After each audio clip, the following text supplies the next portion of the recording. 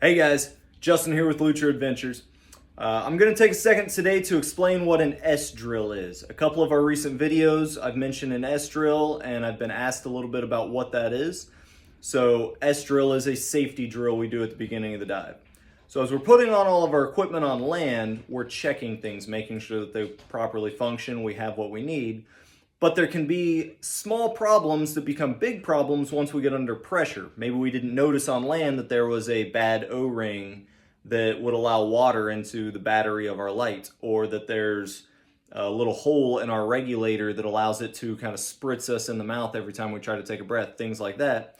And that becomes a very apparent problem once we get underwater. So we want to do this drill, this S drill, before we've really committed to the dive. Once we're just in the water, maybe 5, no more than 15 feet deep, and we get a chance to kind of get ourselves neutral, get that equipment sitting on us the way that we're going to have it on us during the dive, and then check its functionality. Make sure we can still deploy the long hose, make sure all of our stuff works, and that we're ready for the serious part of the dive.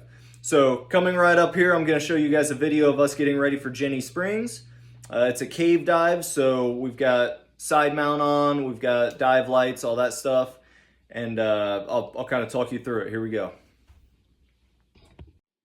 So here we are, very beginning of the dive, still in shallow water. He signals stop and watch me do an S drill. The first part of that is stop and watch me for bubbles. So we're looking for problematic bubbles, not the normal breathing ones. But most common suspect places are where we've got connections between regulators and hoses, things like that. And he's also doing a full helicopter turn so that I can look for any kind of leaks in his dry suit that might be bubbling a little bit.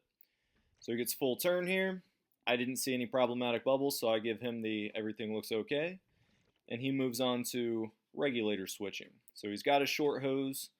He switches to the short hose and deploys out that long hose. So now he's been able to breathe off of both of his second stage regulators while they're underwater, and he's able to prove that that long hose is not trapped up on anything. So when you put your gear on, sometimes you might accidentally get some stuff tucked underneath of straps or behind a bolt snap where it can't be fully deployed.